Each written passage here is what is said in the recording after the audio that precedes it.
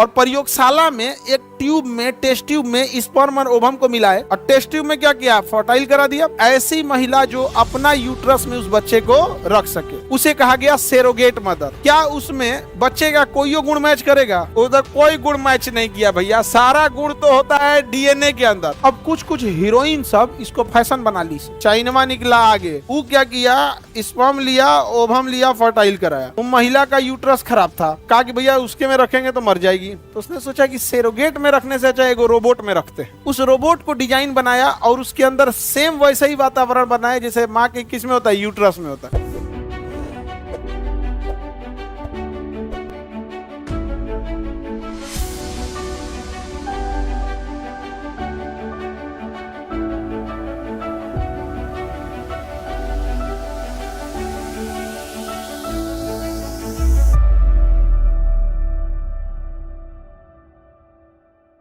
अर्धसूत्री विभाजन कितना टफ होता था, आधा जानकारी मेल से आएगा, आधा जानकारी फीमेल से।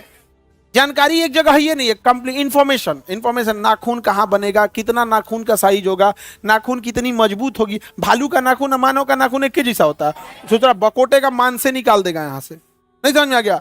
तो हर छोटा छोटा इंफॉर्मेशन तो आधा किसके पास रहेगा, मेल, और आधा फीमेल। तो बिना मेल और फीमेल की इंफॉर्मेशन शेयर किए संतान उत्पन्न ही नहीं हो सकती, भले आप शरीर के अंदर या शरीर के बाहर।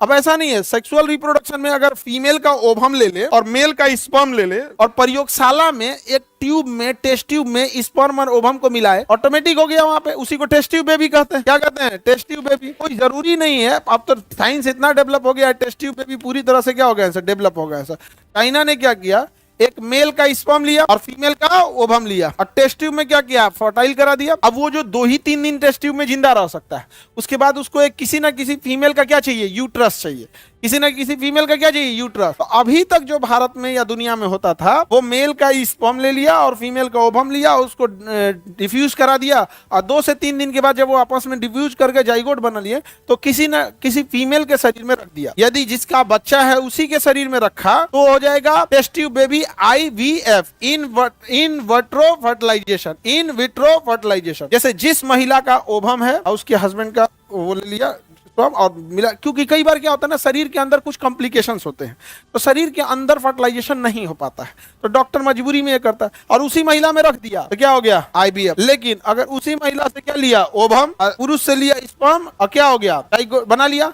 अब उस महिला का यूट्रस से विकसित नहीं है, उस महिला का यूट्रस से विकसित नहीं है, और अगर उस महिला के यूट्रस में इंजेक्ट किया तो यूट्रस विकसित नहीं है तो मर जाएगा। तो इसके लिए बनाया गया कोई ऐसी महिला जो अपना यूट्रस में उस बच्चे को रख सके, उसे कहा गया सेरोगेट मदर। क्या कहा गया, जब हम ऐसे कोई गरीब महिला है दूसरे को रखना चाहती है तो उसको कुछ पैसे दिया जाता है, फिर डॉक्टर उसके शरीर में इंजेक्ट कर देता है, यूट्रस में क्या कर देगा, इंजेक्ट कर देगा, तो वो बच्चे को पालेगी। तो जो सेरोगेट मदर है, क्या उसमें बच्चे का कोई गुण मैच करेगा? उधर कोई गुण मैच नहीं किया भैया, सारा गुण तो होता है डीएनए के अंदर।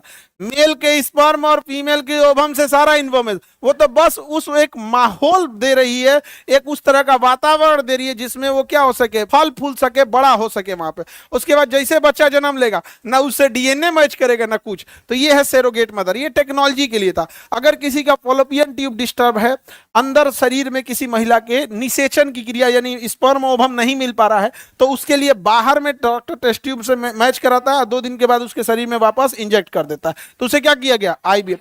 लेकिन पता चला उसका यूट्रस भी खराब है, तो फिर उसको क्या करना पड़ेगा, सेरोगेट मदर।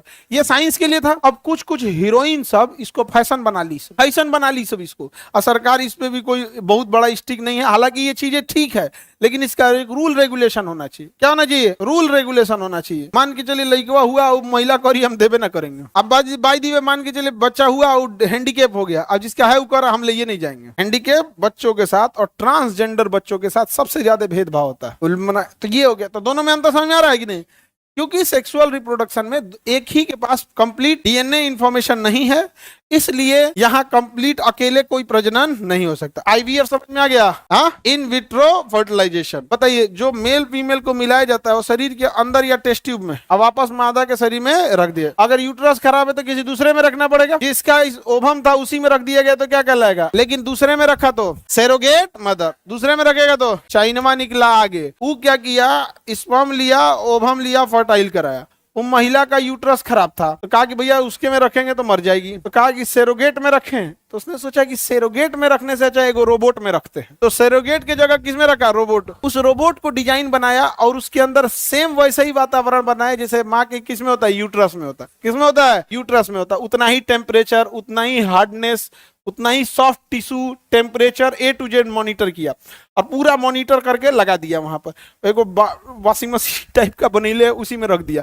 और बड़ा हो रहा है और 4 महीना का हो गया है लड़को, अभी कुछ दिन बाद डिलीवरी होगा रोबोट का उसके यहाँ। हम लोग सेरोगेट बना रहे हैं, वो रोबोट बना रहा है। चाइना बहुत आगे चला गया। भोजन कहां से करता होगा? उसको भोजन देने भी का जरूरत है वहां पे, तो इंजेक्शन के थ्रू उसको सारा लिक्विड दे रहा है। उसको पोटेशियम कितना चाहिए, फास्फोरस। मरीज वेंटिलेटर पे रहता है तो क्या रोटी सब्जी खाता है? कौनके है जी पूरा।